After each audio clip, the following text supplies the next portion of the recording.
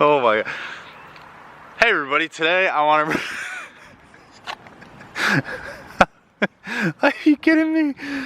Oh my god. Oh my god.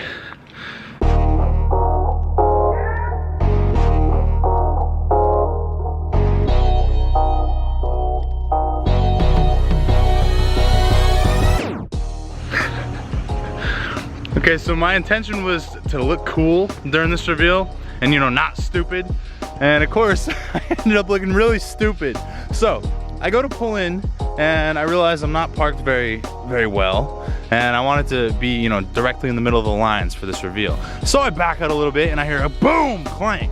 So I pull back in. This is how I was originally pulled in. I wanted to be like perfectly centered, you know, look aesthetically pleasing for my reveal. And I'm like, what was that? So I peek out the back and I see this muffler sitting on the ground. I've been driving this car around for 4 weeks and this hasn't happened yet. And of course this happens right here.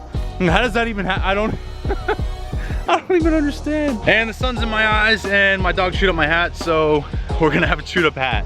So initially I wanted to go with a C4 Corvette because they're relatively inexpensive. There's an abundance of them for sale and they're still older and easier to work on. You can find a manual one pretty easily. And I was thinking about it for so long and I was looking at them and I realized I just wasn't a fan of the body style of the C4. Now the C3 really catches my eye. I freaking love the way it looks. I'm obsessed with the body style, and so I decided I wanted to spend a little bit more money and go with the C3. So I was looking around for a month and eventually this one popped up. They would come and they would go and they'd always be like 3 hours away from my house, and there was just never any way that I ever even had a chance of getting, you know, the good deals. Now this one popped up and it popped up at midnight. And I was like, dude, I freaking want the car. I'm gonna come get it, I'll come get it right now. He didn't respond till the next morning. But the next morning he gave me his address and I sped over to his house and I just picked this thing up in cash. I bought it, it was very cheap. And that's because it's kind of a project car. Now, don't get me wrong, it runs. It runs and it drives just fine. And also pieces of it fall off sometimes when you're not even going over bumps. Nice. But seriously, for a project car, it's really not that bad. If you come and you look in the hood with me, there are a couple of obvious things you can see. It's leaking oil. When I bought the car, there was literally no oil on the dipstick. I pulled it out and I was like, crap, there's no oil. I wanted to do the first oil change myself, but I was just in such a rush. I drove it straight to Valvoline and I had him fill it up with oil.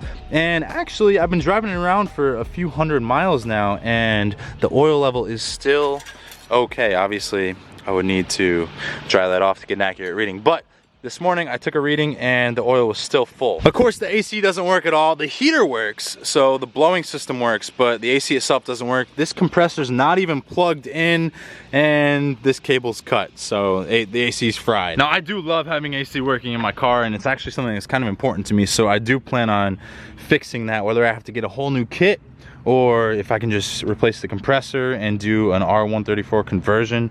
I don't know, we're gonna have to figure that out over time. The tires were in good shape, however, there was a ton of rust underneath the car, as you can probably not see because it's so dark, but you can obviously tell because, well, the muffler just fell off. The interior of the car is actually in pretty great shape, besides the seats, which are all cracked up, which is something that I planned. What is going on over here? Ooh, interesting. The radio in the car was replaced. It's not the stock radio, but I kind of like having a newer radio that you can connect your phone to, although it doesn't look as nice, doesn't look as clean or original. I don't really mind it too much. He also has some speakers that were wired up into the back right here. The wiring's kind of ugly, but they do sound very nice. And other than that, there's really nothing cosmetically wrong with the car. I think it's in very good shape. It gets a lot of looks. It looks really clean. I do want to paint it at some point. I don't know if I want to paint it myself. We got all kinds of noise. We got the jet plane up there and we got the cop in the background. Normally when you turn the headlights on, the motors are supposed to lift the headlight up, and when you turn them off, they're supposed to lower down into the car. I don't like it when the headlights are up, especially when they're not turned on. I just think it looks really stupid. So that's kind of one of my priorities, something that I really want to fix, because I feel like the car just looks so much cleaner when the headlights are down during the daytime. But other than that, I'm super happy with my purchase and I'm excited to start working on this car. There's so many things that I want to do to it over time. I just want to slowly clean it up until it's perfect, until it's exactly how I want it. So obviously when I bought the car, I wanted to start by changing all of the disgusting fluids. Now the oil was obviously changed like I said, but if you look into the coolant reservoir, you can see that it is literally disgusting brown coolant. It doesn't look like it's supposed to. This is supposed to have pure, nice, beautiful green coolant, and I want to change the coolant. Now as you can see back here, I happen to have several gallons of water, and I happen to have a liquid catch pan right here. So oh crap, I can't, oh, the door's locked. That is one thing that's really annoying about this car, is that it doesn't have the automatic key fob. Ah, come on. All right, it's looking like this thing is pretty corroded, pretty disgusting. So I'm gonna attempt to loosen it up here with some of this blaster. All right, and 10 minutes later, that is looking so much better. And look, it's spinning. And there we go. We got some coolant leakage. Now, right now it's seeping out pretty slowly. But once we come up here and we remove this cap off the radiator to allow some airflow. And now if we look down here, there it is, it's pouring out at full speed. And finally, about 20 minutes later, I mean, we still have a couple drips, but it's not gonna be perfect. About 20 minutes later, we have all of the coolant leaked out of the vehicle. So we're going to close that up. And then from here, I'm just gonna fill the entire system with distilled water. We're gonna also pour this flush cleaner in. What this does is it gets rid of all of the nasty stuff that's built up in the system. And then once we flush all the water out, all that stuff should be gone too. And there we go, the radiator's full. You can tell because it's overflowing. So now we're gonna go start the car and hopefully it'll suck up some of that water so we can continue to add more. Now to be completely honest, I'm a little bit concerned because I had the dome light on for a really long time. I've been here for like an hour. And the battery still looks like it has some juice in it. Here we go. Oh, shut up, shut up, shut up. Here we go. Yes! And we are going to hopefully add, oh crap, there's no water, we gotta add water, here we go. All right, so the engine has been running for a little while, and as you can see, it does have a thermostat reading. So it is heated up. So now that the water levels appear to be stable, I'm going to, oh crap. All right, I've been looking for this piece for like 20 minutes. And part of me is starting to wonder if it could have flung like extremely far away or something. But I feel like I would have heard it if that were to have happened. I see nothing over here. I didn't hear anything drop either, so. Well, all right, the coolant is looking good so far. So we want to let that flush run through the system. And like I said, just loosen all the disgusting debris that's in the system. So we're gonna turn on the heat. I think we put it on right here for heater. And that'll allow all the coolant to flow through the heater core and clear that out as well, which sucks because it's a really hot day out. Luckily we have windows.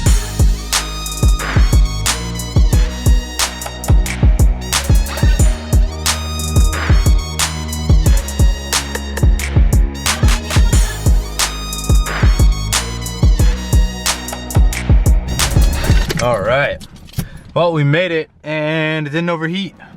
And we need a torque wrench. Every time I get out of this car, people, they just want to talk about it, which isn't a bad thing. I mean, I appreciate it. I appreciate you, Mr. over there, Papa. I appreciate my car, it means a lot. Anyways, so I got this. It has a lifetime warranty on it, and it was 20 bucks. And then of course I got suckered into buying this at the checkout counter for 50 cents because I mean, it's so cheap in here, dude. I could literally walk around this store and just find stuff. There's so much good stuff in here, and it's all got lifetime warranty as long as it's their brand. And it's just so cheap, so like I can just go in here and just buy everything pretty much. I just get really excited in there. It's kind of bad. Anyways, so luckily I was able to walk out without buying too many things. I only bought one extra stupid thing I didn't need. So we got this. I just like the lifetime warranty. I know they're not like the greatest tools when you come here, but they're so cheap and you can literally just take them back inside if they break. In fact, the guy in front of me in line was actually replacing a broken tool. And they were just like, grab a new one. And I need gas. Gas is $1.89 a gallon here at Shell, but I'm gonna put in the $2.60 version. I've just been feeling like I've been having some kind of system issue. So hopefully this crap, I'm spilling it. We're just gonna put it in there. All right, dang it. We spilled a little bit of it. Anyways, hopefully the spark plugs and then this make a difference. We'll see. 35 bucks, 13.5 gallons. At least I have a Prius too. All right, well, I don't know about you, but I'm getting hungry, which means it's time for some delicious cheeseburgers, please.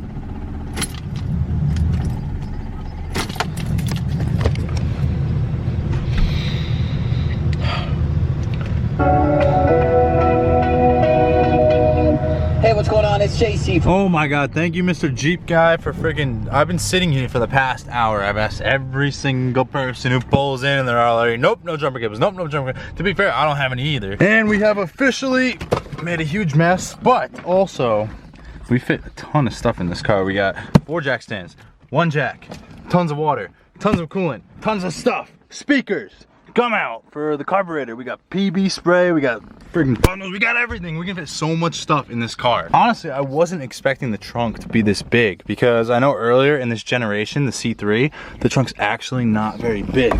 But this trunk, what's back here? What is this?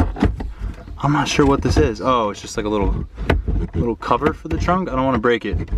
If you know what this is, tell me. All right, so we're here at my parents' house. They have somewhat of a flat driveway, so I figured it'd be a good place to go to raise the car up. And we're gonna be changing the spark plugs. So I have 8 new spark plugs. Judging by the rest of the car, I'm sure the spark plugs are ready to be changed out. So what we have to do is we have to gap these bad boys because every single car requires a different spark plug gapping. Spark plug gap. 0.045 for both automatic and manual. Now your gap's probably going to be different, so always check before you do this. But basically what you do is you stick this little gapping coin like this and you just kind of rotate it until there's friction and it stops you from spinning it. So this is 0.040, so that's not good. We need 0.45. So it's kind of like a bottle opener type thing. You basically just hook it in like this and then you put a little bit of pressure on it, open it up a little bit, and then you just keep measuring until, see now it's at 0.043. So we need to open it up just a little bit more and hopefully it'll be good. Now, if you do go past it, see we went past it, we're at 0.05 now. All you have to do is you just kind of push it back down. Now you just want to be careful that you don't overdo it and open the plug up or close it too much. Otherwise you might destroy the plugs. And after a little bit of messing around with it, there we go. We are at 0.045. So I just have to do that 8 times and we have to let the car cool. And then we're gonna swap out all the plugs. We have a cooled down car. We have 4 jack stands capable of supporting 3 tons. I'm pretty sure this car doesn't even weigh 2 tons. And we have a 12-ton hydraulic bottle jack that I just bought. And I'm honestly kind of excited about. Hopefully it fits under the car. It is pretty tall.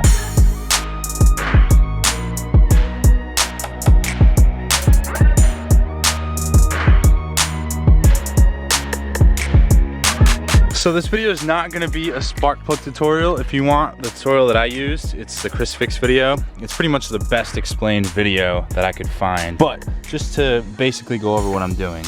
Each spark plug is plugged into the engine by these plugs. It's basically a line that comes all the way up to here. Basically you unplug that, you can just do it by hand. And then depending on the type of vehicle you have, you may need a different size socket, but they have these spark plug sockets. They have a nice rubber interior so that you don't mess anything up while you're putting them on or taking them off.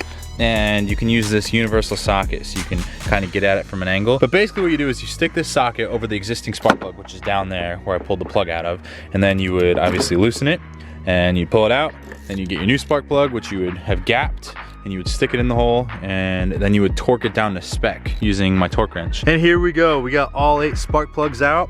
Now these ones didn't look too bad, there wasn't any cracks, but they are rusty and disgusting, and I did check the gap on all 8 of them and they're all completely messed up. Like some of them are 0.03, some of them are 0.04, but none of them were to spec, which is 0.045. So hopefully I noticed the difference when I put these new ones in. All right, so we have all the spark plugs in and we are gonna attempt to start this bad boy right now. I'm a little bit nervous. Hands up, pump the gas pedal like twice. All right, good. I heard that. All right, now go. Woo! There it is. All right, so obviously I can't tell if it's any better or not, but once we're on the road, we'll be able to give it a little test. I